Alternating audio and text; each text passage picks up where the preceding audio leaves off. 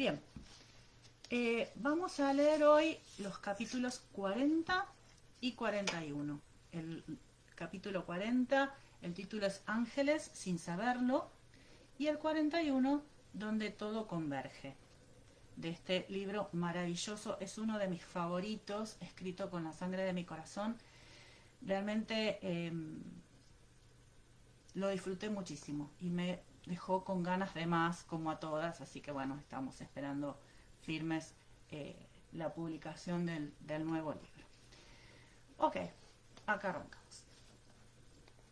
Roger no tenía ni idea de quién era el hombre alto del caballo espléndido, pero resultaba más que evidente qué era, tanto por la actitud deferente de los McLaren como por la naturalidad con que sus compañeros se situaron un paso por detrás de él. Era el que estaba al mando. ¿Un arrendatario de los Mackenzie?, se preguntó. La mayoría de los hombres llevaban tartan de casa con diseño en verde, marrón y blanco, pero Roger aún no estaba lo bastante familiarizado con los dibujos de la zona como para saber si procedían de por allí cerca o no. El hombre alto echó un vistazo por encima del hombre, siguiendo la dirección de McLaren le había indicado, y dejó descansar la mirada en Buck y Roger con un aire de relativo interés. En su actitud no había nada amenazador, pero Roger sintió la necesidad de erguirse cuán alto era y por un instante deseó no ir descalzo y sin afeitar, con los calzones desabrochados en las rodillas. Por lo menos, él también tenía a alguien a su espalda, pues Buck se había situado un paso tras él. No tuvo tiempo de sorprenderse por ese detalle, puesto que el recién llegado ya estaba frente a él. El hombre era apenas unos centímetros más bajo que él, y más o menos de su edad. Era moreno y atractivo, y le resultaba vagamente familiar. «Buenos días tenga usted, señor», dijo el hombre moreno, inclinando la cabeza de manera cortés. «Me llamo Dougal Mackenzie, de Lyok. ¿Y usted es?» «Me cago en todos los muertos», pensó. Un escalofrío lo recorrió de arriba abajo y rezó para que no se le notara en la cara. Se estrecharon la mano con fuerza. «Soy Roger Jeremiah Mackenzie, de Kyle of Lochlash», respondió. Lo dijo con voz afable y segura. O como mínimo lo intentó, como si tratara así de compensar su aspecto desaliñado. Esa mañana tenía una voz casi normal. Sí, si no la forzaba, con un poco de suerte, no se le quebraría. «Para servirlo, señor», dijo Mackenzie, con una discreta reverencia. Sus elegantes modales sorprendieron a Roger. Dougal Mackenzie tenía los ojos algo hundidos, de color avellana, y observó a Roger con sincero interés. Y algo que podría interpretarse como una mirada burlona, antes de volverse hacia Buck. «Es pariente mío», se apresuró a decir Roger. William Mackenzie». «¿Cuándo?», pensó presa de la agitación. «¿Ya ha nacido Buck? ¿Reconocería Dougal el nombre de William Buckley Mackenzie? Pero no puede haber nacido aún. No se puede existir dos veces en la misma época. ¿O sí?». Una pregunta de Dougal Mackenzie interrumpió aquel torrente de confusos pensamientos, aunque Roger no llegó a oírla. Buck, sin embargo, respondió. «Se han llevado al hijo de mi pariente», dijo observando a Dougal con la misma actitud. Dios, exactamente la misma, de despreocupada confianza en sí mismo que caracterizaba a los demás Mackenzie. «Hará una semana de eso. Se lo llevó un hombre llamado Cameron, Robert Cameron. ¿Por casualidad conoce usted a ese hombre?» Dougal, claro estaba, no lo conocía. No era de extrañar, pues Cameron no había existido allí hasta apenas una semana atrás. Sin embargo, consultó con sus hombres, formuló preguntas inteligentes y expresó su apoyo y su preocupación de una forma que por un lado reconfortó a Roger y por el otro hizo que se sintiera como si estuviera a punto de vomitar. Hasta entonces, Dougal Mackenzie no había sido más que un nombre en la página de la historia que Claire había ilustrado de forma temporal, aunque muy viva, con sus inconexos recuerdos, pero ahora estaba allí, en carne y hueso, bajo el sol de la mañana, delante de la casita de los Maclaren. Estaba junto a Roger en un banco, con su vasta falda escocesa que olía un poco a orina y a brezo, y su barba de 2 días que raspaba al frotarse Dougal la mandíbula con gesto pensativo. Me cae bien, que Dios me asista, y que Dios me asista, sé lo que va a ocurrir. Contempló casi fascinado el hueco en la garganta de Dougal, fuerte y curtida por el sol, que se perdía bajo el cuello abierto de su arrugada camisa. Apartó de inmediato la mirada y la fijó en el vello rojizo de la muñeca de Dougal, que resplandeció bajo el sol cuando el hombre señaló hacia el este mientras hablaba de su hermano, el jefe del clan Mackenzie. Colin no puede viajar, pero se alegrará de recibirlos a los dos si pasan ustedes cerca de Lyok, mientras prosiguen la búsqueda. Sonrió a Roger, quien de inmediato se sintió reconfortado y le devolvió la sonrisa. ¿Hacia dónde tienen pensado dirigirse? Roger respiró hondo.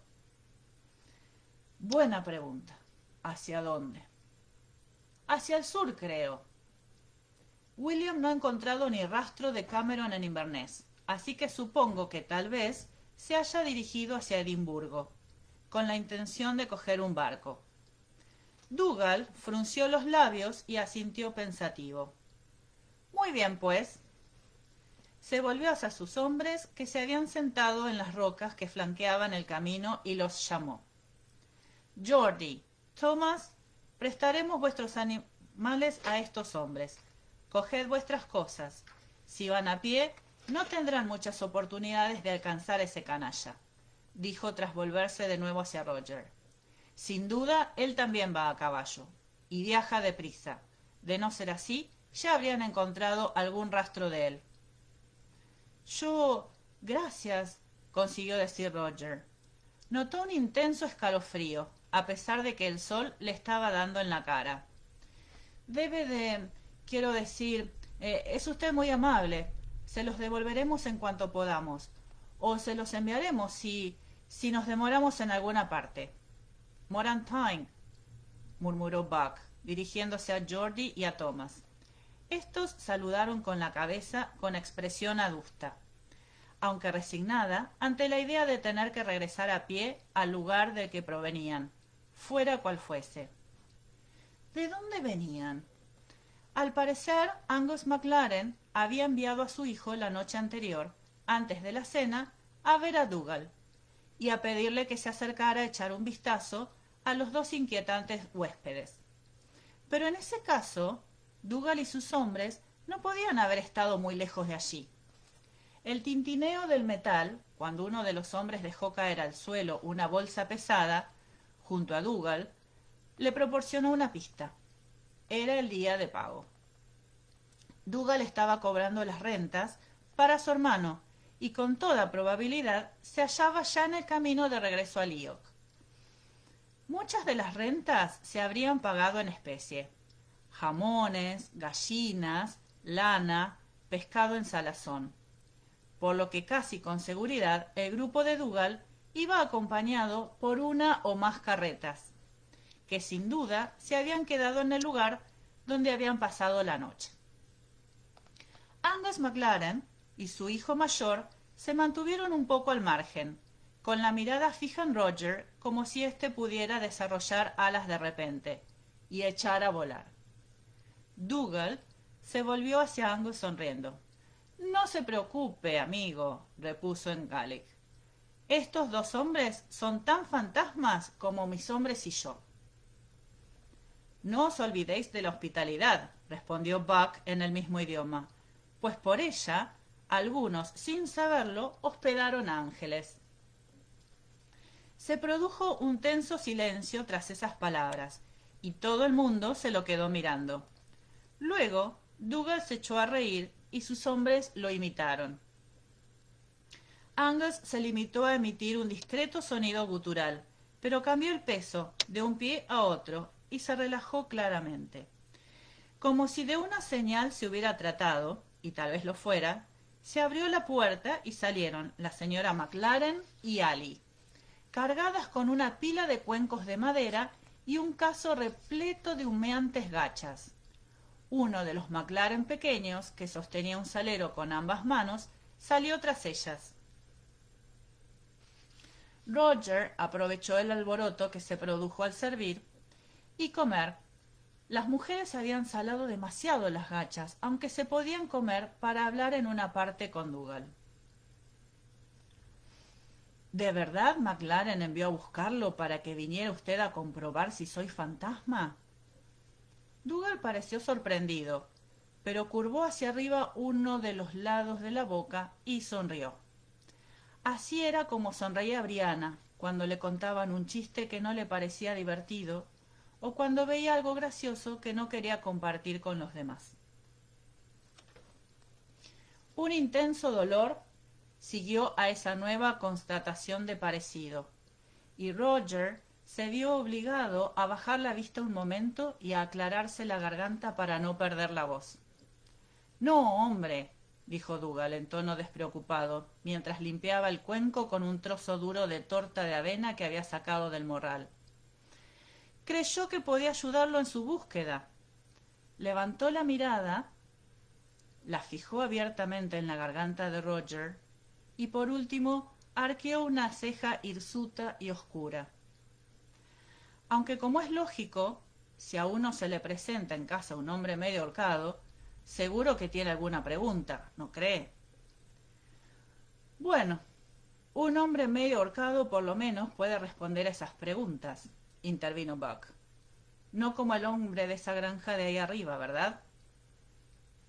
Dougal, sobresaltado, dejó la cuchara y se quedó mirando a Buck, quien a su vez se lo quedó mirando a él con una ceja arqueada. Dios bendito, ¿lo estarán viendo? ¿Alguno de los dos?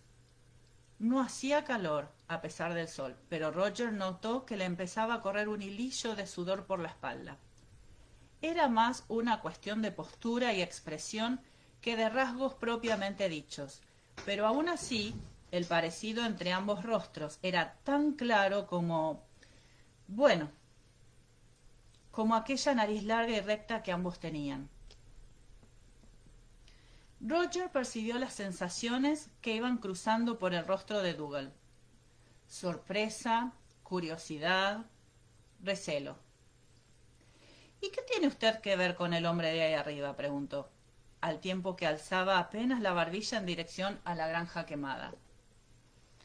Nada, que yo sepa, contestó Buck, encogiéndose un poco de hombros. Lo único que quiero decir es que si le interesa a usted saber qué le ocurrió a mi pariente, se lo puede preguntar. No tenemos nada que ocultar. Muchas gracias, Buck, pensó Roger, mientras observaba de reojo a su antepasado, que le dedicó una insulsa sonrisa y siguió comiendo despacio las gachas saladas. ¿Por qué coño has tenido que decir una cosa así? Me colgaron por error, al confundirme con otro hombre, dijo en un tono lo más despreocupado posible. Sin embargo, notó que la voz le raspaba en la garganta, que se le quebraba, y tuvo que hacer una pausa para carraspear. En América. América, repitió Dougal, estupefacto de manera evidente. Todos estaban observándolos en ese momento, los hombres de armas de Dougal y los McLaren al completo. ¿Qué lo llevó a usted a América? ¿Y qué hizo que regresara, ya que estamos? Mi esposa tiene parientes allí, replicó Roger, mientras se preguntaba qué diablo se proponía Buck.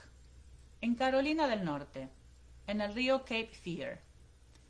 Estuvo a punto de mencionar a Héctor y a Yocasta Cameron, pero en el último momento recordó que Yocasta era hermana de Dougal. Y también estuvo a punto de decir que el motivo de que se hubiera marchado a América era la batalla de Culloden. Pero la batalla de Culloden aún no había ocurrido. Y él no vivirá para verla, pensó, mientras observaba el rostro de Dougal, que estaba hablando y empezaba a sentir un terror desconcertante. Dougal moriría unas pocas horas antes de la batalla, en el desván de Culloden House, cerca de Inverness, con la daga de Jamie Fraser clavada en la garganta. Narró de forma breve la historia de su ahorcamiento y posterior rescate, pero sin mencionar la guerra de la regulación, ni tampoco el papel que había desempeñado Buck en su ahorcamiento. Era consciente de que Buck se encontraba a su lado, escuchando absorto, inclinado hacia adelante, pero no se volvió para mirarlo. No habría podido mirarlo sin sentir el deseo de estrangularlo. De todas formas, deseaba estrangularlo aunque no lo mirara. Cuando terminó el relato, casi no podía ni hablar. El corazón le latía en las orejas, debido a la rabia contenida. Todo el mundo lo estaba observando con una variedad de expresiones que iban del temor a la compasión. Ally McLaren lloriqueaba abiertamente y se limpiaba la nariz con la punta del delantal. Hasta su madre parecía un tanto arrepentida por lo de la sal. Angus carraspeó y le ofreció una botella de cerámica que resultó que tenía cerveza y de la buena. Roger dio las gracias y bebió rehuyendo todas las miradas. Dougal asintió con un gesto serio y luego se volvió hacia Angus. «Háblame del hombre de ahí arriba», dijo. «¿Cuándo sucedió? ¿Y qué sabe usted sobre lo ocurrido?» El rostro de McLaren perdió algo de su acentuado color natural y por un momento dio la sensación de que deseaba recuperar su cerveza. «Hace 6 días a Steve». Ofreció un relato breve y mucho menos ambientado que el de la noche anterior. Pero básicamente era la misma historia. Dougal se quedó pensativo, mientras tamborileaba despacio con los dedos sobre una rodilla. «La mujer», dijo. «¿Sabe usted dónde se marchó?» Dicen que se ha ido a Cranesmuir, señor». El rostro de McLaren había recuperado todo el color, con creces, pero el hombre evitó enfrentarse a la mirada severa de su esposa. «Cranesmuir», repitió Dougal. «Sí, bueno, puede que vaya a buscarla hasta allí y tenga una charla con ella. ¿Cómo se llama?» «Isbister», masculló McLaren. «Gaylis Isbister». Roger no sintió la tierra temblar bajo los pies, pero le extrañó que no lo hubiera hecho. «¿Isbister?», preguntó Dougal, arqueando las cejas. «¿Es de las islas del norte?» McLaren se encogió de hombros en una elaborada pantomima de ignorancia y desinterés. Tenía la expresión de quien cree que está intentando sacarlo de sus casillas. Roger miró a Dougal y vio cómo torcía de nuevo los labios. «Bien», dijo con sequedad. «Bueno, no creo que sea difícil encontrar a una mujer de las Órcadas en un sitio de las dimensiones de Cranesmuir». Hizo un gesto con la barbilla dirigido a sus hombres y cuando se puso en pie, estos lo imitaron al unísono. Lo mismo hicieron Roger y Buck. «Vayan ustedes con Dios, caballeros», saludó con una inclinación de cabeza. «Haré correr la noticia de la desaparición de su hijo. Si averiguara algo, ¿a dónde debo mandarles recado?» Roger y Buck intercambiaron una mirada desconcertados. No podía pedir que le enviaran recado a Lallybrook, sabiendo lo que sabía sobre la relación entre Brian Fraser y sus cuñados. «¿Conoce usted un lugar llamado Sheriff Muir?», preguntó mientras trataba de recordar algún otro lugar que existiera en aquella época. «Hay una posada que no está mal». y poco más. Dougal pareció sorprendido, pero asintió. La conozco, señor. Luché en Sheriff Muir con el conde de Mar, y mi padre, mi hermano y yo cenamos allí en una ocasión. Bien, le enviaré ayer las noticias, si es que las tengo. Gracias, dijo con voz algo atragantada, pero bastante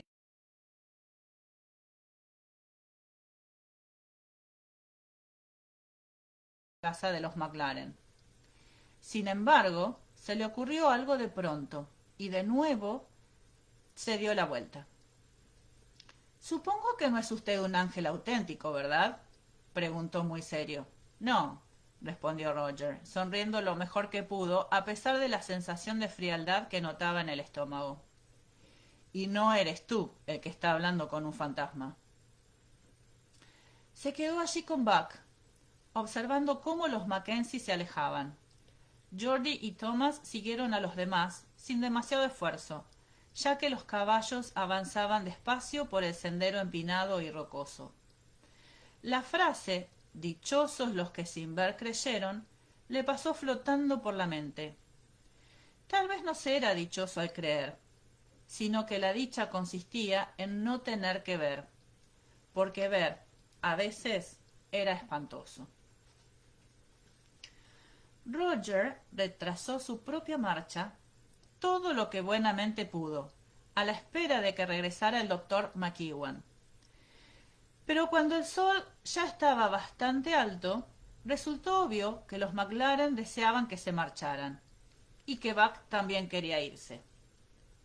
Estoy bien, dijo, irritado, mientras se daba un puñetazo en el pecho, fuerte como un toro. Roger emitió un ruidito gutural que indicaba escepticismo y se sorprendió. No le había dolido. Se impidió a sí mismo llevarse una mano a la garganta. No era necesario llamar la atención, aunque ya estuvieran a punto de marcharse. Bueno, pues ya está, dijo. Se volvió hacia Angus McLaren. Stuart acababa de llenar la cantimplora de Roger con la esperanza de que así se fueran. Así se fueran antes, y estaba allí de pie, con la cantimplora aún goteante entre las manos. Le agradezco sinceramente su hospitalidad, señor, y los cuidados dispensados a mi pariente. Ya, bueno, repuso McLaren, con una evidente expresión de alivio en el rostro, ante lo que ya estaba claro que era una despedida. No ha sido nada, no se preocupe. Si volviera el curandero, ¿podría usted darle las gracias en nuestro nombre? Dígale también que intentaré ir a verlo cuando regresemos. Cuando regresen, repitió McLaren con menos entusiasmo. Sí, nos dirigimos a Lochaber, en el territorio de los Cameron. Si allí no encontramos ni rastro de mi hijo, lo más probable es que volvamos de nuevo por aquí. Y tal vez nos acerquemos a Lío por si hubiera noticias. A McLaren se le iluminó el rostro al oír ese último comentario, que al parecer le agradó. «Ah, muy bien», dijo con efusividad. «Bien pensado. Vayan ustedes con Dios».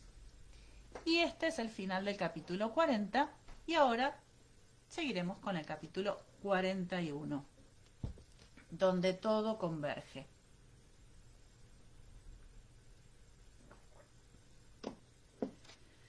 A ver, no es que no quiera ayudar a tu madre, dijo el señor Buchan por tercera vez, pero no puedo permitir esos jaleos en mi casa, ni dejar que un criminal entre y salga cuando le apetezca, y menos aún con mis hijas allí, ¿no crees? Jem, obediente, negó con la cabeza, aunque el señor Buchan no lo estaba mirando.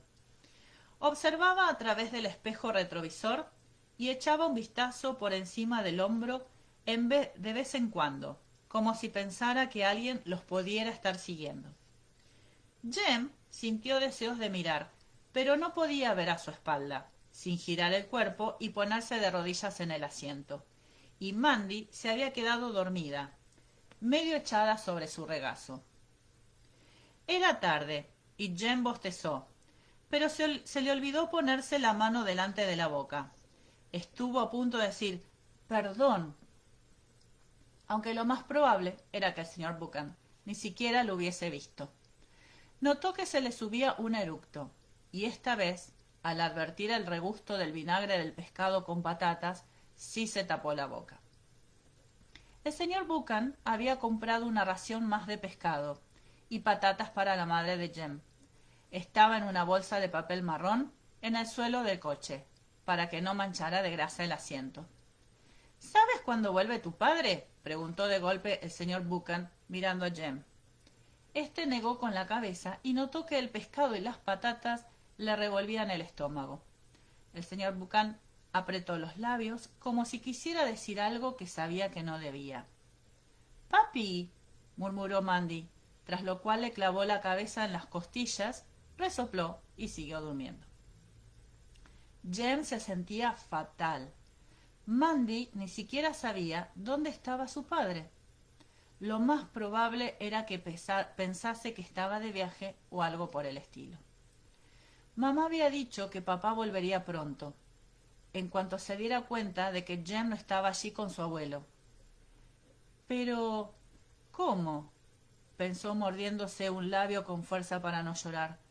¿Cómo iba a saberlo? Estaba oscuro, pero el salpicadero emitía un débil resplandor. Si lloraba, tal vez el señor Buchan se diera cuenta. La luz de unos faros se reflejó en el espejo retrovisor y echó un vistazo, mientras se limpiaba discretamente la nariz en una manga. Vio una furgoneta blanca que se les acercaba por detrás. El señor Buchan masculló algo y pisó el acelerador. Brianna se había sumido en la espera del cazador, un estado de aislamiento físico y suspensión mental, donde cuerpo y mente se ocupaban de sus respectivos asuntos, pero estaban listos para pasar de inmediato a la acción en cuanto apareciera algo que valiese la pena comerse. Su mente había viajado hasta el cerro y estaba reviviendo la caza de una zarigüeya con su primo Ian. El color acre y el tacto pegajoso de las teas de pino, el humo que escocían los ojos, el destello de unos ojillos en un árbol, y de repente una zarigüeya con el pelo erizado entre las ramas, con dientes que parecían agujas y un gesto amenazador, gruñendo y siseando, como una motora flatulenta. Y entonces sonó el teléfono. Brianna se puso en pie de un salto, escopeta en mano, con los 5 sentidos concentrados en la caza. Se oyó de nuevo un brrrm, doble amortiguado por la distancia pero inconfundible. Era el teléfono del estudio de Roger, y mientras lo pensaba, vislumbró el débil resplandor de una luz en el interior de la casa, al abrirse la puerta del estudio. El teléfono dejó de sonar de repente. Tuvo la sensación de que se le encogía el cuero cabelludo y por un momento se sintió como debía de haberse sentido la zarigüeya del árbol. Pero la zarigüeya no tenía escopeta. Su primer impulso fue echar a correr, hacer salir a quien fuera que estuviese dentro de la casa y exigirle que explicara el significado de todo aquello. Habría jurado que se trataba de Rob Cameron, y la idea de hacer que saliera como si fuera un urogallo y obligarlo a desfilar a punta de escopeta hizo que Brianna, sin darse cuenta, la sujetara con más fuerza. Jem estaba a salvo. Por tanto, Cameron sabría que ella ya no lo necesitaba con vida. Pero vaciló en la puerta del Brog, mientras miraba hacia la casa. Pero quien fuera que estaba dentro de la casa había contestado el teléfono. Si yo fuese un ladrón, no me dedicaría a contestar el teléfono en una casa en la que hubiera entrado para robar, a menos que pensara que podía despertar a quienes estuvieran durmiendo dentro. Pero, fuera quien fuese que estaba dentro de su casa, ya sabía que no había nadie. Quod erat demonstrandum, oyó mentalmente decir a su padre en un tono de macabra satisfacción. Alguien dentro de la casa esperaba una llamada. Salió del Brog, Respiró con fuerza el olor fresco y reconfortante de la aliaga, que sustituyó al olor de almizcle y humedad del interior, mientras su mente trabajaba a toda velocidad. ¿Quién puede estar llamando a esta persona? O a esas personas. ¿Y para decir qué? Tal vez alguien hubiese estado vigilando antes y la hubiese visto bajar por la carretera de la plantación. Quizás llamaban para decirle a Rob que ella estaba fuera, en el Brog. No, eso no tenía sentido. ¿Quién o quiénes estaban en la casa ya se encontraban allí cuando ella había llegado? Si alguien la hubiera visto llegar, habría llamado a la casa entonces. Ita sequitur, murmuró. Por tanto se sigue que, si la llamada no era para informar sobre ella, el objeto debía de ser advertir de que alguien, la policía, ¿por qué?, se acercaba al Lallybroch, o avisar de que quien estaba fuera de la casa había encontrado a los niños. Por enervante que resultara, tenía que esperar.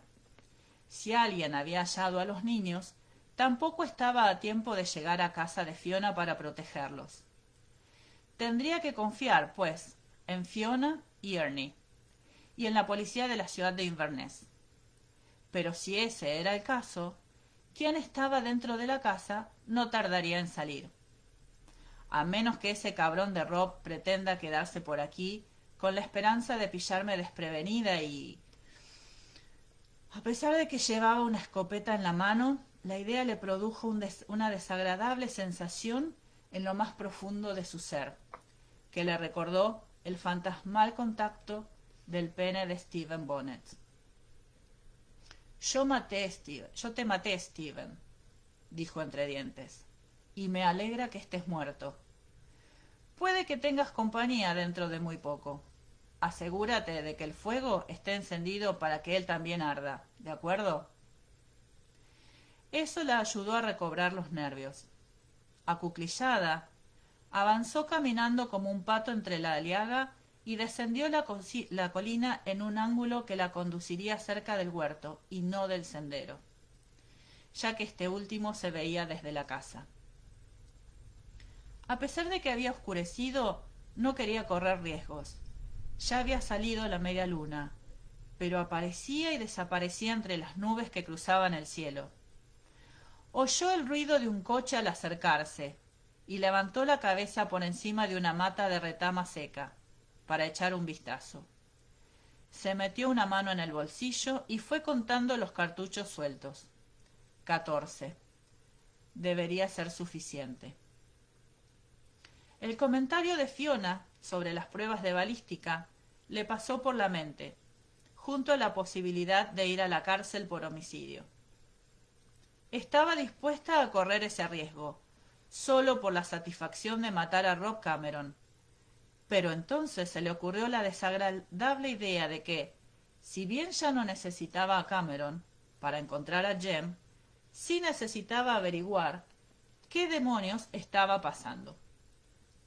Y aunque la policía pudiera encontrar al hombre de la presa, en el caso de que todo aquello fuera obra de una banda, Rob era quizá la única forma de descubrir quiénes eran los otros y qué querían. Las luces de los faros iluminaron el sendero y luego el patio. Brianna se puso en pie de un salto. La luz con sensor de movimiento se había encendido, cosa que le permitió reconocer la inconfundible furgoneta blanca de Ernie, en la que podía leerse: Instalaciones eléctricas Buchan, reparaciones eléctricas en general, llamar al 01463-775-4432. Y debajo, el dibujo de unos cables rotos que despedían chispas. «Mierda», dijo. «Mierda, mierda, mierda». Se abrió la puerta de la furgoneta y de ella bajó Jem. El niño se volvió enseguida para ayudar a Mandy, que parecía poco más que una oscura mancha borrosa en las profundidades de la furgoneta. «Sube a la furgoneta», aulló Brianna. Empezó a descender la pendiente a la carrera, resbalando una y otra vez sobre las piedras sueltas y torciéndose los tobillos entre el blando brezo. —¡Jemmy, sube! Vio a Jem volverse, con el rostro blanco en el resplandor de la luz, pero ya era demasiado tarde. La puerta de la casa se abrió y salieron dos figuras, que echaron a correr hacia la furgoneta. Brianna decidió no gastar más aliento y empezó a correr a su vez con todas sus fuerzas. La escopeta era inútil a aquella distancia, o tal vez no. Se detuvo en seco, se la apoyó en el hombro y disparó. Los perdigones pasaron zumbando entre la aliaga como diminutas flechas, pero al menos el ruido había conseguido que los intrusos se pararan de golpe. —¡Sube a la furgoneta! —rugió, tras lo cual disparó de nuevo. Los intrusos volvieron hacia la casa a toda velocidad, y Jem, bendito sea, saltó otra vez al interior de la furgoneta como una rana asustada y cerró de golpe. Ernie, que acababa de bajar del vehículo, se quedó un instante mirando hacia la pendiente, pero luego, al darse cuenta de lo que había ocurrido, se recobró de inmediato y se precipitó hacia su puerta. Recargó el arma a la luz que se había encendido en la casa. ¿Cuánto tiempo permanecería encendida, si no había ningún movimiento en el radio de alcance del sensor? Preparó otro cartucho y corrió hacia la furgoneta de Ernie. Le llamaron la atención otras luces en el sendero. —¡Santa María, Madre de Dios! ¿Quién era? Por favor, que sea la policía. La luz se apagó y volvió a encenderse de inmediato cuando un segundo coche entró a toda velocidad en el patio. Los que estaban dentro de la casa se habían asomado a la ventana del salón y les estaban gritando algo a los ocupantes de la furgoneta que acababa de llegar. Porque era otra furgoneta, parecida a la de Ernie, salvo porque en el lateral podía leerse Putney's Carnes Selectas, junto al dibujo de un jabalí. —Santa María, Madre de Dios, ruega por nosotros pecadores, ahora y en la hora de nuestra muerte. Tenía que llegar a la furgoneta de Ernie antes de que...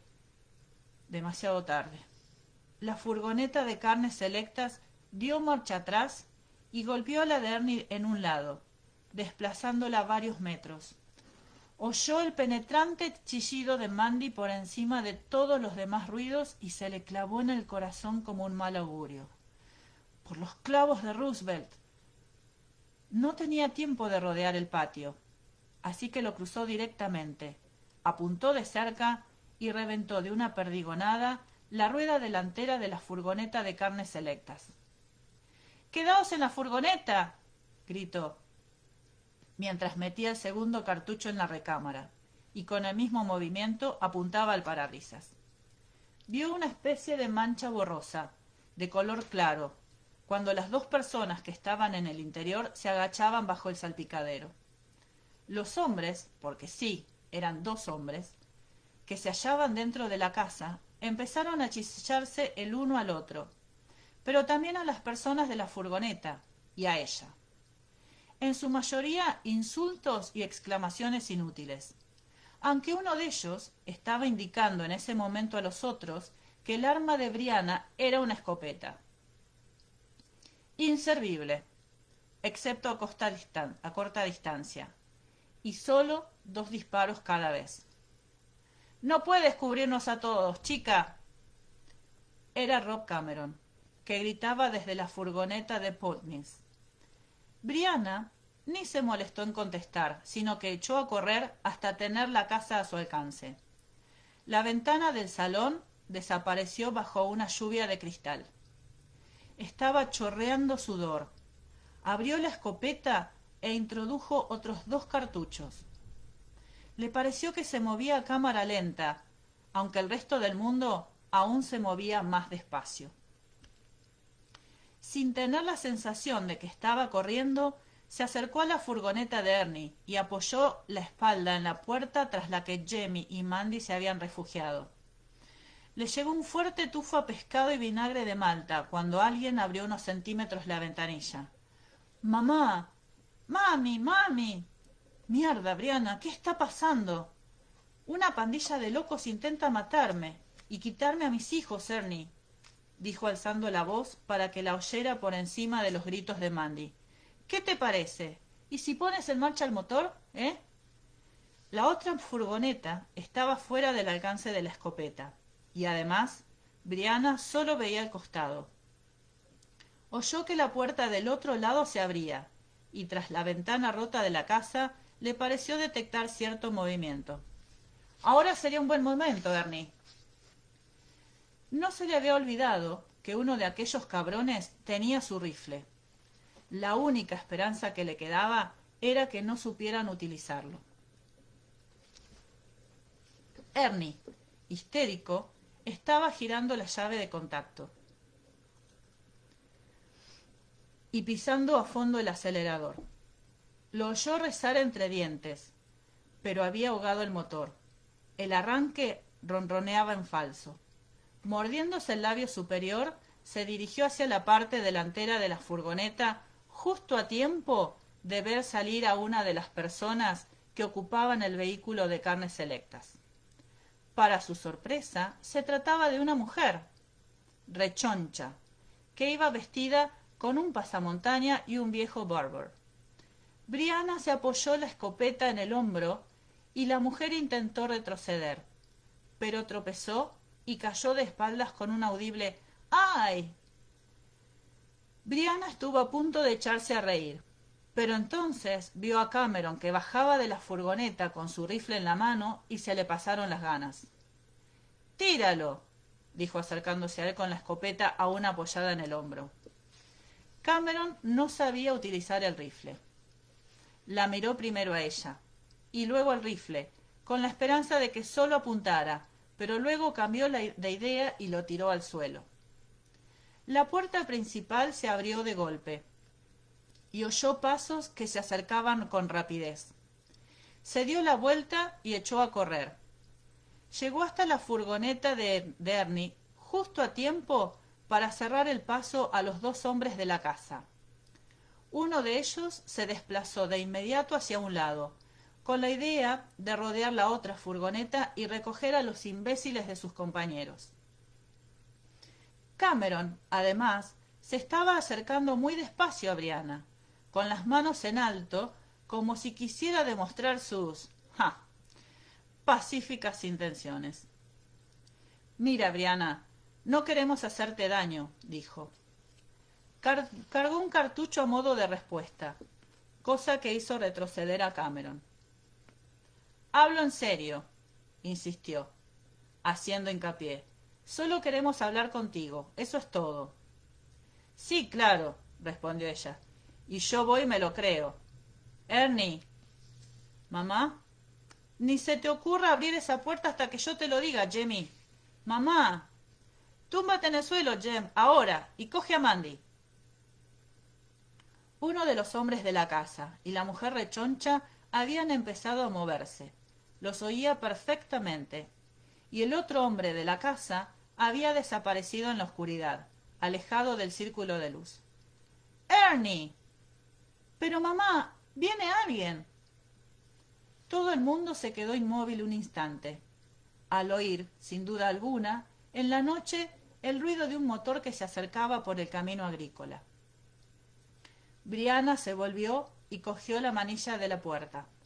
La abrió justo en el momento en que el motor de Ernie resucitaba al fin, aunque carraspeando.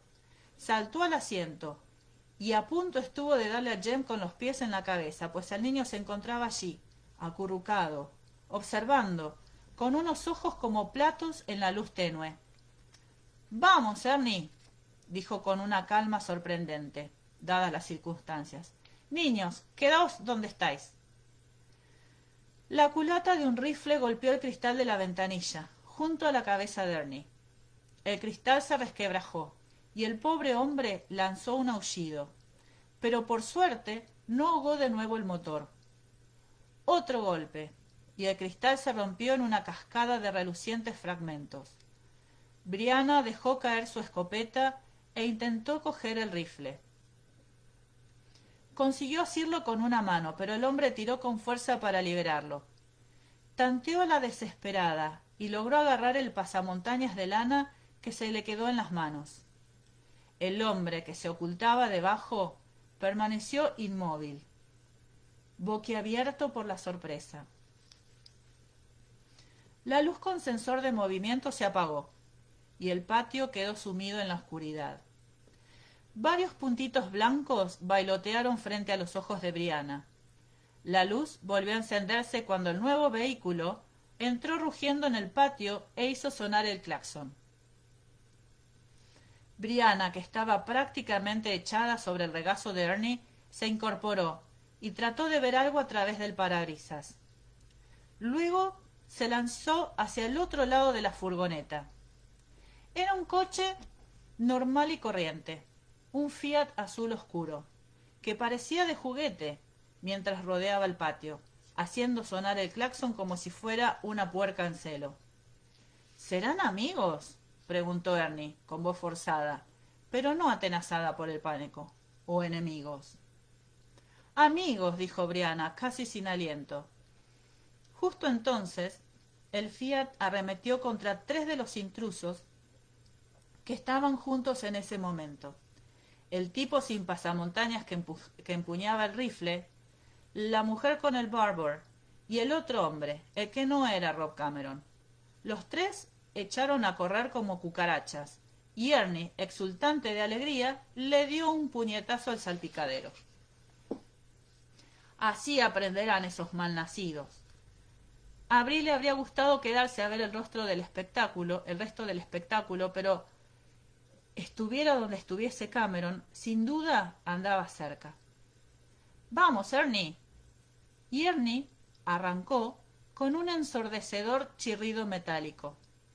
La furgoneta avanzó dando tumbos. Sin duda, el eje posterior había sufrido daños. Brianna rezó para que no se soltara una rueda. El Fiat azul seguía dando vueltas por el patio, tocando la bocina y haciendo luces a la furgoneta de Ernie. Una mano los saludó desde la ventanilla del conductor. Brianna asomó con cuidado la cabeza y devolvió el saludo. Luego se dejó caer de nuevo en el asiento jadeando.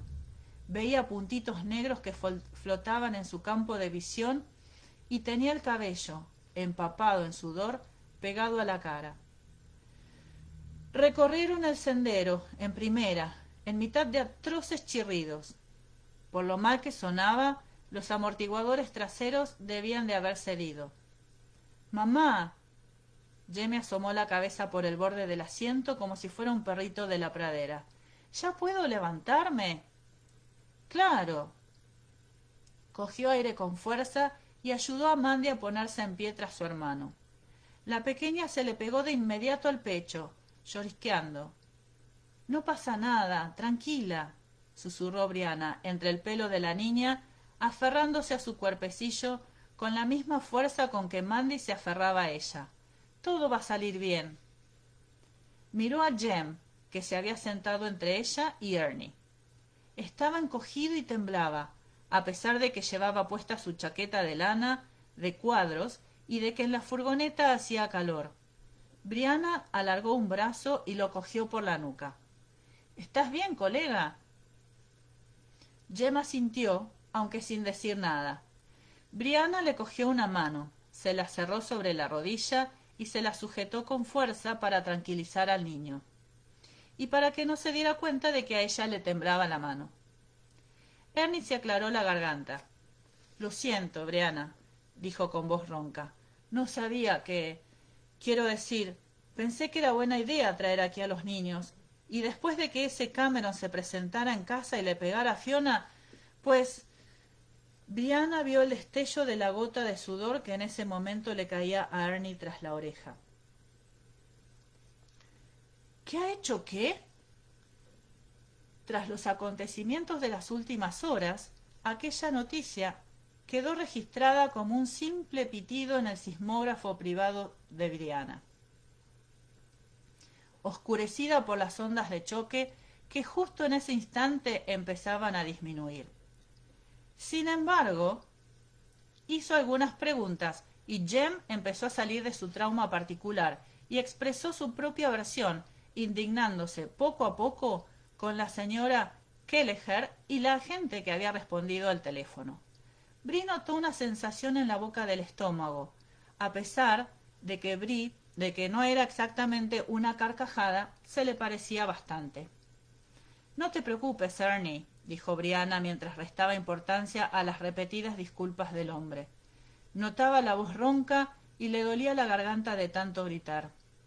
Supongo que yo habría hecho lo mismo, y sin ti nunca habríamos logrado escapar.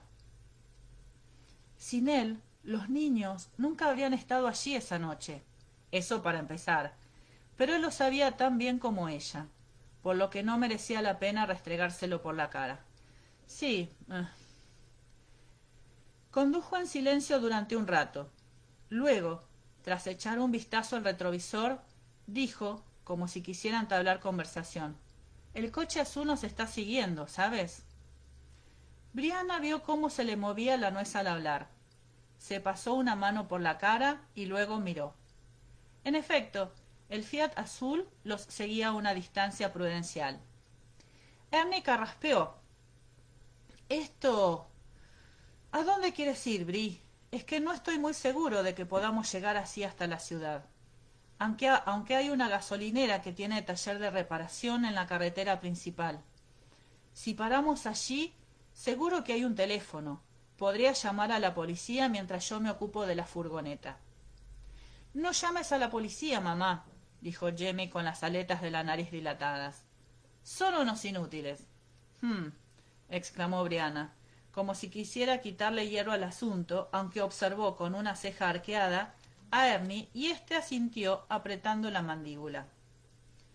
A ella tampoco le hacía mucha gracia llamar a la policía, pero por miedo a que quisieran ayudar demasiado e hicieran demasiadas preguntas. Cuando le formularon la espinosa cuestión acerca de dónde estaba su marido la noche anterior, los engañó diciéndoles que se había ido a Londres a visitar la sala de lectura del Museo Británico y que los llamaría en cuanto llegaran a casa. Si la policía se enteraba del reciente tiroteo en Oca Corral, seguro que empezaban a meter las narices mucho más a fondo en sus asuntos. Y no hacía falta ser muy listo para llegar a la conclusión de que la policía acabaría sospechando que, en realidad, ella tenía algo que ver con la desaparición de Roger, dado que éste no aparecía y ella no les decía dónde estaba. Y tal vez no pueda decírselo nunca, pensó. Tragó saliva con dificultad. La única posibilidad que le quedaba era confesar que se habían peleado y que él la había dejado. Pero parecería muy poco creíble a la luz de los últimos acontecimientos. Y por otro lado, no estaba dispuesta a decir algo así delante de los niños. Detenerse en la gasolinera era lo único que, en esos momentos, se le antojaba sensato. Si el Fiat azul lo seguía, al menos tendría la oportunidad de descubrir quién era su aliado. Y si se trataba de la policía secreta, bueno, si ese era el caso, ya decidiría qué hacer cuando llegara el momento. La adrenalina y la emoción la habían abandonado por completo. Se sentía vacía y muy, muy cansada. Jamie había relajado la mano, pero le seguía agarrando el pulgar. Brianna se reclinó en el asiento, cerró los ojos y fue recorriendo lentamente, con la mano libre, la curva de la columna vertebral de Mandy. La pequeña se había relajado en su pecho y se había quedado dormida, y Jem tenía la cabeza apoyada en su hombro. Notaba, en el corazón, el peso de la dependencia de sus hijos. La gasolinera estaba junto a una cafetería Little Chef. Dejó a Ernie hablando con el mecánico mientras bajaba a los niños de la furgoneta. Ni siquiera se preocupó en mirar por encima del hombro. El Fiat azul se había mantenido a una distancia prudente, sin atosigarlos, a pesar de que circulaban a 30 kilómetros por hora por la autopista, entre chirridos metálicos. Si el conductor no hubiera tenido intenciones de hablar con ella, los habría adelantado y habría desaparecido. Tal vez tuviera tiempo de tomar una taza de té antes de verse obligada a enfrentarse a él. No puedo esperar, murmuró. Sujeta la puerta, por favor, Jem. Mandy, inerte, pesaba como un saco de cemento entre sus brazos, aunque empezó a moverse al oler la comida. Bree contuvo una arcada ante aquel hedor a aceite de freír rancio, patatas recalentadas y sirope sintético, pero pidió helados para Mandy y Jem y una taza de té para ella. Por lo menos el té sería decente, ¿no? Una taza de agua, apenas tibia, y una bolsita de té, PG Tips, la convencieron de lo contrario. No, daba igual. Notaba la garganta tan irritada que ni siquiera estaba segura de poder tragar agua. El bendito aturdimiento de todas las impresiones vividas empezaba a abandonarla, aunque ella habría preferido que siguieran volviéndola como una manta. La cafetería le parecía demasiado iluminada, kilómetros de suelo de linóleo repleto de pisadas. Se sintió expuesta, como un bicho en el sucio suelo de una cocina. Notó de nuevo un desagradable cosquilleo de aprensión en la raíz del pelo y mantuvo la mirada fija en la puerta. Deseó haber podido entrar en la cafetería con su escopeta. No se dio cuenta de que Jem también estaba observando la puerta hasta que el niño se irguió de repente junto a ella en el reservado que ocupaban. —¡Mamá! ¡Es el señor Menzies! Durante unos segundos ni las palabras de Jem ni la imagen del hombre que acababa de entrar en la cafetería tuvieron mucho sentido. Parpadeó varias veces, pero él siguió allí, acercándose a ellos con una expresión de angustia en el rostro. Era el director de la escuela de Jem. —Señora Mackenzie —dijo. Se inclinó sobre la mesa y le estrechó la mano con vehemencia. —Gracias a Dios que están ustedes bien. Gracias —respondió ella con voz débil. ¿Era usted el del Fiat azul? Era como estar esperando a Darth Vader y encontrarse en cambio con Mickey Mouse. El hombre se ruborizó tras las gafas. Bueno, sí, yo... se dio cuenta de que Jem lo estaba mirando y se dirigió a él. Bueno, supongo que estás cuidando bien de tu madre, ¿verdad, Jem? Sí, señor. Era evidente que Jem estaba a punto de formular 1000 preguntas. Bree se lo impidió con un gesto disuasorio, al tiempo que invitaba a Lionel Menzies a sentarse con ellos. El hombre accedió y respiró profundamente. Ya iba a decir algo cuando se vio interrumpido por la camarera, una mujer fornida, de mediana edad, vestida con gruesas medias y un cardigan, que los observó como si quisiera decir que por ella ya podían ser extraterrestres o cucarachas mientras no le complicaran la vida. —No pida té —le dijo Bree al señor Menzies, señalando su taza con un gesto de la barbilla. —Ah, gracias. Pediré un sándwich de bacon y un Irn Brew —preguntó tímidamente mirando a la camarera—, ¿con salsa de tomate? La mujer ni siquiera se dignó a contestar. Se limitó a cerrar de golpe su libreta y a alejarse con pasos pesados. —Bueno —repuso Menzies, enderezando los hombros como quien se dispone a enfrentarse a un pelotón de fusilamiento—. Dígame una cosa, ¿quiere? ¿Era Rob Cameron el hombre que estaba en su casa? Sí, lo era, se limitó a responder Bree, recordando demasiado tarde que Cameron y Menzies tenían algún tipo de parentesco, primos o algo así. ¿Por qué? Menzies no parecía muy feliz. Era un hombre de piel clara, cabello castaño rizado que ya se le había empezado a caer y gafas. No destacaba en ningún aspecto, aunque por lo general tenía presencia, destilaba cordialidad y un aire de silenciosa autoridad que llamaban la atención, y hacía que la gente se sintiera cómoda en su compañía. Pero todo eso brillaba por su ausencia esta noche. Eso me temía. He visto en las noticias de la noche que a Rob lo está buscando la policía, añadió, bajando la voz, aunque no había nadie lo bastante cerca como para oírlos. Por su presunta participación en un... Bueno, por... señaló con discreción a Jem, haber intentado llevarse a Jeremiah. —¡Es verdad! —exclamó Jem, al tiempo que dejaba caer su cuchara y se sentaba muy erguido. —Es verdad, señor Menzies. Dijo que me iba a llevar a dormir a casa de Bobby, pero era mentira, porque me llevó hasta las rocas y... —Jem —dijo Brianna muy despacio, aunque con su voz de «cierra el pico ahora mismo».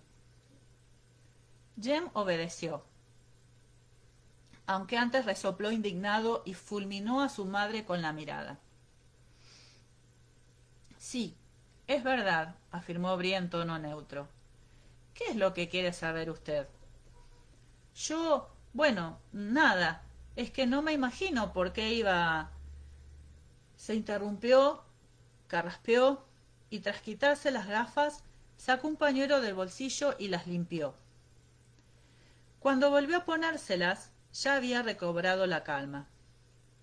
«Tal vez recuerde usted que Rob Cameron es mi primo.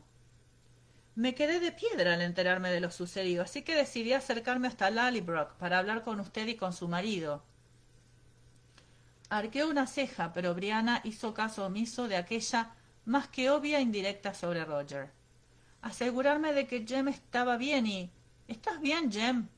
Se interrumpió muy serio mientras miraba al chico. Sí, muy bien, respondió, aunque parecía tenso. Señor, añadió más tarde, para después lamerse los restos de chocolate del labio superior. Me alegro. Menzies le sonrió. Brianna percibió tras las gafas de Menzies un destello de su habitual calidez. Y ese destello seguía allí cuando se volvió hacia ella, aunque estaba muy serio. Quería preguntar si podía tratarse de un error, pero supongo que no lo ha habido, en vista de lo sucedido, añadió mientras tragaba saliva y ladeaba la cabeza en la dirección de Lallybrook. Sí, lo ha habido, afirmó Brianna en tono lúgubre al tiempo que acomodaba el peso de Mandy sobre su regazo. Y lo ha cometido Rob Cameron. Menzies hizo una mueca y respiró hondo, pero luego asintió. Me gustaría ayudar, se limitó a decir. Eso ya lo ha hecho, se lo aseguro, dijo Bee tranquilizándolo, mientras se preguntaba qué debía hacer ahora con aquel hombre. Ah, Mandy, lo estás poniendo todo perdido. Usa una servilleta, por Dios bendito. Le limpió la cara a Mandy con gestos enérgicos, ignorando las malhumoradas protestas de la niña. ¿Podía Menzies ayudarlos? Deseaba con todas sus fuerzas creer tal cosa. Aún le temblaba todo por dentro, así que estaba más que dispuesta a aceptar cualquier ofrecimiento de ayuda. Pero Menzies era pariente de Cameron, y puede que se hubiera acercado a Lallybrook para hablar con ellos, o que lo hubiera hecho por otros motivos. También era posible, al fin y al cabo, que hubiera intervenido para impedir que ella acribillara a perdigones a Rob Cameron y no para salvarla a ella y a los niños de Rob y sus compinches enmascarados. He hablado con Ernie Buchan, repuso Menzies, indicando con la barbilla la ventana de cristal cilindrado. Y él, bueno, me ha dado a entender que usted no desea que intervenga la policía. No. Notaba la boca seca. Tomó un sorbo de té caliente mientras intentaba pensar. Sin embargo, cada vez le costaba más.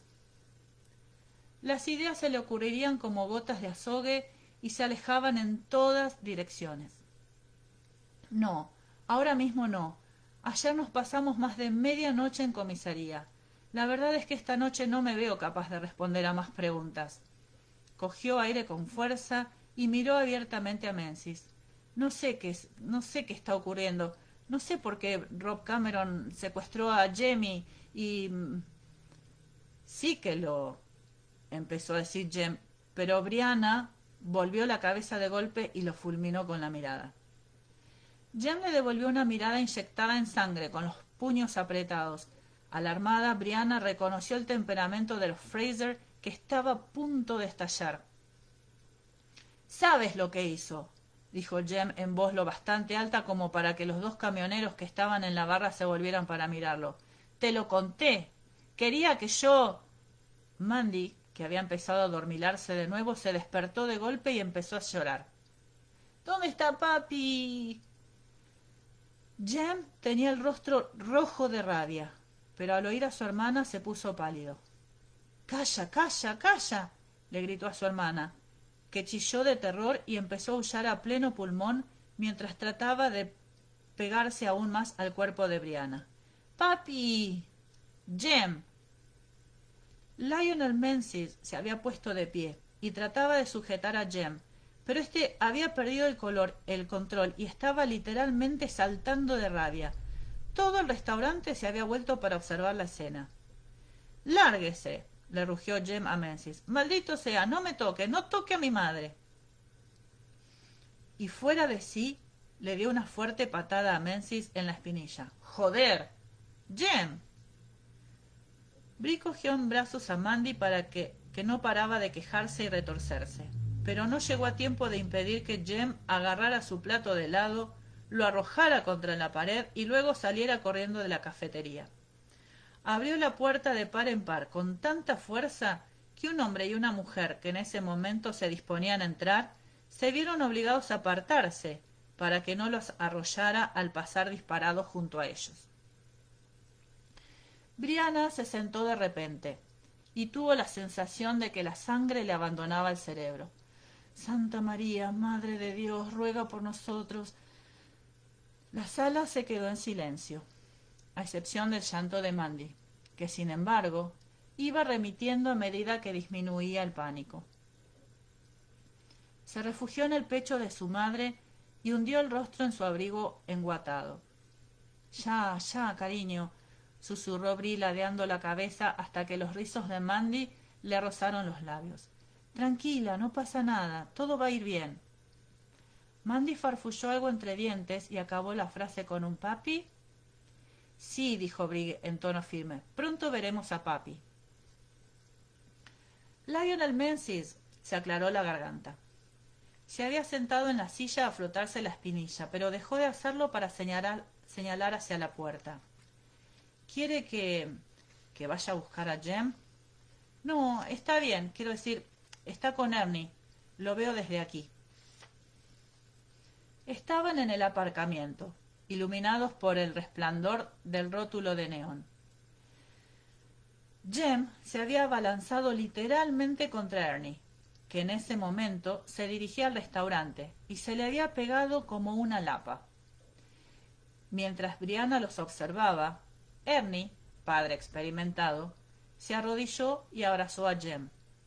Le dio unas palmaditas en la espalda, le acarició el cuello y le habló con afecto. Era la camarera que llevaba el sándwich de Menzies. En su rostro, antes imperturbable, había aparecido una expresión de compasión.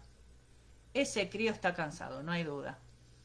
—Lo siento —dijo Bree con voz débil, mientras acompañaba con la barbilla el plato hecho añicos y la mancha de helado de chocolate en la pared—. Yo lo pagaré. —Ah, no se preocupe, mujer —repuso la camarera moviendo la cabeza de un lado a otro—. Yo también he tenido críos, y por lo que veo, usted ya tiene bastantes problemas ahora mismo. Permítame que le traiga una buena taza de té. Se alejó pesadamente. Sin decir una palabra, Lionel Menzies abrió su lata de Irn-Bru y la empujó hacia Bree. Ella la cogió y bebió un trago largo. Según la publicidad de la marca, la bebida estaba elaborada con vigas de acero oxidadas, rescatadas de los astilleros de Glasgow. Un argumento de venta como ese solo podía funcionar en Escocia, reflexionó Bree, pero más o menos la mitad era azúcar, así que la glucosa entró en su torrente sanguíneo como si fuera el mismísimo elixir de la vida. Menzies asintió al verla recobrarse igual que una flor marchita que vuelve a la vida. —¿Dónde está Roger? —preguntó en voz baja. —No lo sé —respondió ella, en el mismo tono. Tras un último hipido seguido de un suspiro, Mandy se había quedado dormida como un tronco, con el rostro aún enterrado en el abrigo de su madre. Bria apartó un poco la tela enguatada para que la niña no se asfixiara. Y tampoco sé cuándo volverá. Menzies hizo una mueca. Parecía descontento y extrañamente incómodo a la vez. Pero si eso fuera poco, no se atrevía a mirarla a los ojos. Ya, ha sido por... quiero decir, se ha marchado por culpa de lo que Rob le ha hecho a Jem. Bajó aún más la voz, y ella se lo quedó mirando perpleja. Sin embargo, el aumento de la cantidad de azúcar en sangre la había ayudado a pensar de nuevo con claridad. Así que al fin lo entendió y se puso roja como un tomate. Menzies pensaba que Rob había secuestrado a Jem para... Y Jem había dicho antes, «¿Sabes lo que hizo?», pero ella lo había obligado a callar. Y también había dicho que no quería que interviniera la policía. ¡Oh, Dios! Cogió aire con fuerza y se pasó una mano por la cara, mientras se preguntaba si era mejor dejar pensar a Menzies que Rob había abusado sexualmente de Jem y que estaba intentando asesinarla a ella para ocultarlo, o contarle una versión más o menos creíble de una parte de la verdad. Rob vino anoche a mi casa y trató de violarme, dijo inclinándose sobre la cabeza de Mandy para poder hablar en voz baja y evitar que la oyeran los dos camioneros sentados a la barra, que tenían las antenas puestas y se volvían a hurtadillas de vez en cuando para mirarla por encima del hombro. Ya se había llevado a Jem, y Roger había salido a buscarlo. Creíamos que se había llevado a Jem a las Órcadas. Eso está lo bastante lejos, pensó. Le he dejado mensajes y espero que Roger regrese en cualquier momento, en cuanto se entere de que hemos encontrado a Jem, añadió, cruzando los dedos bajo la mesa. Menzies se la quedó mirando perplejo. Lo que acababa de escuchar contradecía todo lo que había creído hasta entonces. Él... Oh... Hizo una pausa, bebió sin pensarlo un sorbo del té frío de Brianna y por último hizo una mueca. «¿Me está usted diciendo», añadió con cautela, «que cree que Rob se llevó a Jem para alejar a su marido de manera que él pudiera...? Sí, eso es lo que estoy diciendo». Bria atrapó al vuelo esa insinuación. «Pero las otras personas, las que llevaban...». Se pasó una mano por la cara en un gesto vago, haciendo así alusión a los pasamontañas. «¿Qué demonios?» «No tengo ni idea», respondió ella en tono firme. No estaba dispuesta a mencionar el oro español, a menos que se viese obligada a hacerlo.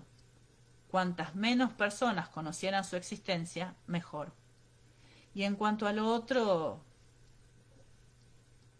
Pero que Menzies mencionara a esas otras personas le recordó algo, por lo que introdujo la mano en su amplio bolsillo y sacó el pasamontañas que le había arrancado al hombre que había roto la ventanilla del coche con el rifle.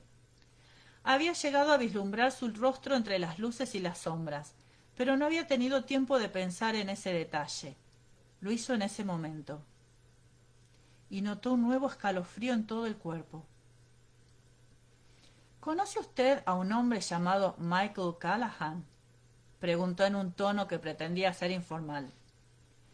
Menzies contempló el pasamontañas y luego se la quedó mirando a ella, con los ojos muy abiertos.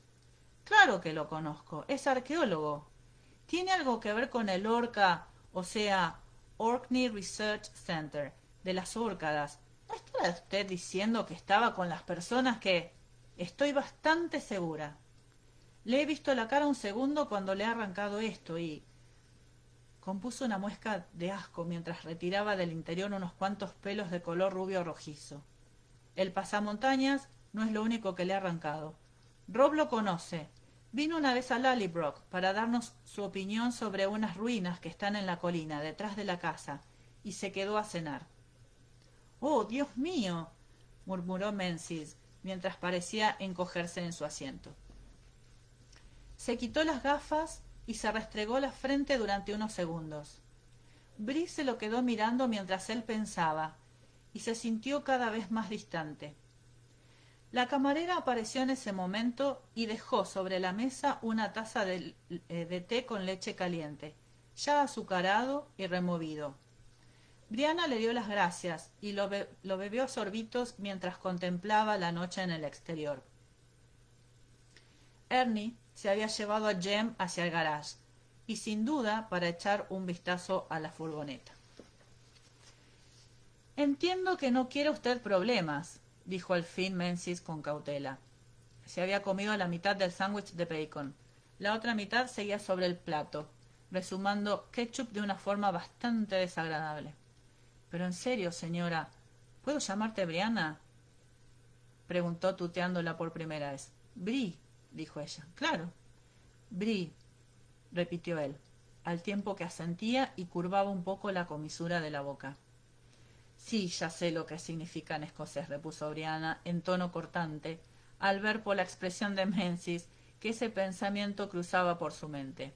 Bree, en escocés, significaba tormenta o gran alboroto. Lionel sonrió a medias. Sí, bueno, lo que estaba pensando, Bree. No me gusta nada decirlo, pero ¿y si Rob le ha hecho algo a Roger? ¿No sería mejor soportar las preguntas de la policía a cambio de que buscasen a su marido? No le ha hecho nada, arguyó.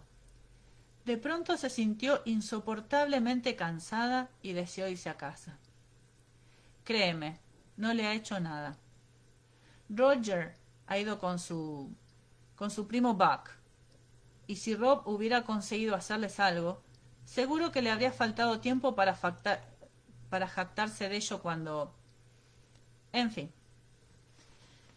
Brianna respiró hondo, tanto que el aire le llegó hasta los doloridos pies. Cambió el peso de lado, sujetando a Mandy con fuerza. Lionel, vamos a hacer una cosa. Llévanos a casa, ¿de acuerdo? Si esa gente sigue merodeando por la zona, entonces nos vamos directo a la policía. Si no, podemos esperar hasta mañana. A Lionel no le gustó mucho la idea, pero también estaba experimentando los efectos del cansancio y de las impresiones vividas. Tras discutirlo un poco más, acabó cediendo, derrotado por la implacable terquedad de Bree. Ernie llamó para que fueran a recogerlo, después de asegurarse de que Lionel llevaría a Bree y a los niños de vuelta a casa. Lionel estuvo bastante tenso durante el viaje de regreso a Lallybrook. Sujetaba el volante con tanta fuerza que los nudillos se le quedaron blancos. Sin embargo, al llegar, los faros del Fiat les mostraron un patio vacío, a excepción de un neumático abandonado sobre la grava. La goma, reventada, se había abierto hacia los lados en forma de alas y le daba al neumático un aspecto de un buitre gigantesco abatido desde los cielos. Los dos niños dormían profundamente. Lionel entró a Jem y luego insistió en registrar la casa con Bree y en clavar listones en la ventana destrozada del salón mientras ella inspeccionaba, de nuevo, las habitaciones y experimentaba una sensación de déjà vu. ¿No será mejor que me quede a pasar la noche?, preguntó Lionel, titubeando junto a la puerta. No me importaría sentarme a montar guardia, ¿sabes? Brianna sonrió, aunque le costó un gran esfuerzo. Tu mujer ya se estará preguntando dónde te has metido. No, ya has hecho bastante por nosotros, de verdad, más que bastante. No te preocupes, mañana por la mañana tomaré medidas. Solo quiero que los niños puedan dormir bien esta noche, en su cama. Lionel asintió, con los labios fruncidos en una expresión de preocupación, y echó un vistazo al recibidor. Los paneles de nogal resplandecían a la luz de la lámpara. Hasta las marcas de los sables ingleses parecían más acogedoras y pacíficas con el paso del tiempo. ¿No tendrás familia o amigos en América? Preguntó de pronto Lionel. Lo digo porque no sería mala idea que te marcharas una temporada, ¿no crees? Sí, dijo Brie. Yo también lo había pensado. Gracias, Lionel. Buenas noches. Bueno, y con esta despedida de Brie y Lionel, llegamos al final de este capítulo 41 y al final de la lectura de la tarde de hoy. Bueno, como dije al principio, es un placer poder compartir esto con ustedes. Mil gracias, como siempre, a las administradoras por darnos este espacio donde nos sentimos tan bienvenidos. Gracias por la invitación para leer. Gracias por estos reconocimientos maravillosos que son los diplomas, que los tengo atesorados y que ya los voy a publicar. Así que bueno, una anécdota que tengo para contarles es que entre mis alumnos, que tienen 8 o 9 años, tengo un Roger. Así que 3 veces por semana tengo este Outlander cotidiano de darle clases a Roger. Bueno, era una anécdota que quería compartir con ustedes.